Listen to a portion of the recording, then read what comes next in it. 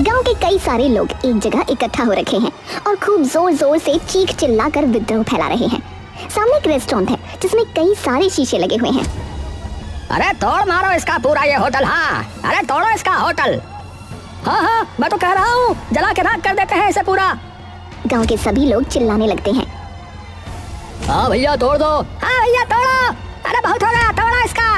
हाँ भैया तोड़ दो इसे, जला के राख कर दो। हाँ, जब तक तोड़ेंगे नहीं तब तक छोड़ेंगे नहीं। आज तो खबड़िया फूट करेगी। हाँ तोड़ दो, सही कहा, तोड़ दो।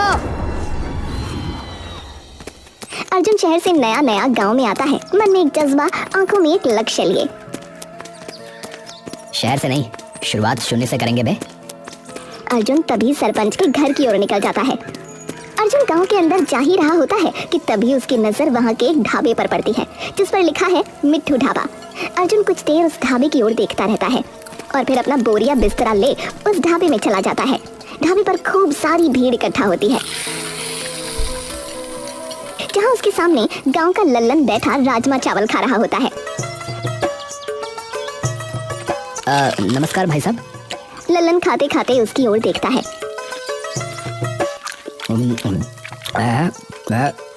नमस्कार भैया जी, माफ करना पहचाना नहीं, कौन? जी मैं नया नया आया हूँ इस गांव में।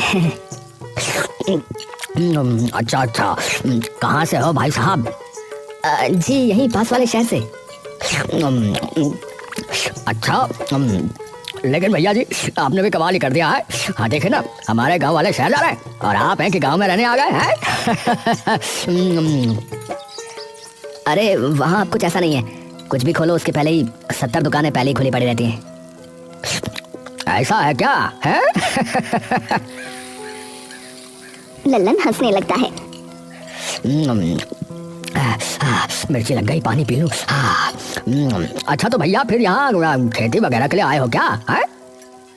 अरे खेती वेती नहीं, अरे अपना एक रेस्टोरेंट खोलूंगा। क्या खोलोगे भैया जी, क्या कहा? अरे वो खाने की दुकान। हाँ।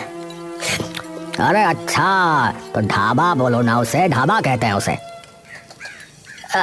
नहीं ऐसा नहीं है, इससे थोड़ा सा ज्यादा बड़ा है। बड़ा? अच्छा। जी फिलहाल तो सरपंच जी के घर जाना चाह रहा हूँ, तो सोचा शायद यहाँ कोई बताई दे, और थोड़ी भूख से भी लगी तो मैंने सोचा कि दोनों काम हो जाएंगे। देखो भैया मैंने तो दाल भात खा लिया है, और रही बात सरपंच जी के घर की, तो बस भैया यही है। यहाँ से सीधे जाओगे ना तो दूसरा जो बायां रास्ता आएगा बस उसी कोने पे चले जाना, ठीक है भैया? हाँ। अरे चलो ठीक है, धन्यवाद भाई साहब आपका है। पर भैया जी एक बात बताइए, आपको लगता है कि आपका ये जो भी आपने कहा मतलब वो यहाँ चल पाएगा? क्यों? नहीं मतलब क्या है भैया जी कि हमारे जो मीठू भाई है ना, वो इस गांव के सबसे बड़े चहेते हैं, समझ रहे हैं ना? उनका ये ढाबा कई सालों से चलता आ रहा है, और वो अरे जैसा कि मैंने कहा भाई साहब कि वो एक रेस्टोरेंट है, ढाबा नहीं। उसमें यहाँ से कई ज्यादा साफ खाना होगा और यहाँ से कई ज्यादा तरीकों की खाने की चीजें भी होंगी, समझे? अरे भैया गुस्सा नहीं, नाराज मत हो। मैं तो बस ये कह रहा था कि मीठू भाई ने इस गांव के लिए बहुत सी चीजें की हैं। एक वक्त ऐसा आ गया था इस गांव में कि अकाल छा गया था भैया, फसल के नाम पे एक तिनका नहीं बचा था खेतों में। तो उस वक्त जो है मीठू भाई ने अकेले भैया जी, अकेले पता नहीं गांव में कितने सारे किसानों को खाना खिलाया भैया, मुफ्त में, और वो भी पूरे 2 महीना भैया। तब से सभी आते हैं भैया। मुझे पता है ना भाई, क्योंकि मैंने खोला था एक बार अपना ढाबा यहाँ पर जो है 6 महीने बाद ही बंद हो गया। अच्छा चलो माना, पर बदलाव भी तो जरूरी है ना। यहाँ न जाने कब से वही एक सी चीज चल रही होगी, वही आम दाल रोटी पराठे टिक्की समोसे छोले भटूरे वगैरह वगैरह। पर जब मेरा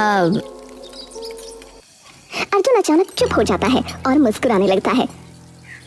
हाँ रुक चुका भैया, क्या हुआ भैया जी बताइए? जब मेरा क्या? आपको अपने आप पता चल जाएगा।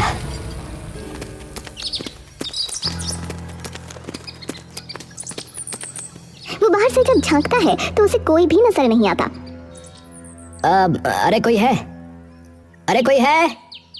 सरपंच जी, अरे कोई है भाई इस घर में? सरपंच जी। तभी सरपंच बाहर निकल कर आता है। अरे कौन आ गया, कौन है? अरे सरपंच जी, अरे इधर इधर, नमस्ते नमस्ते।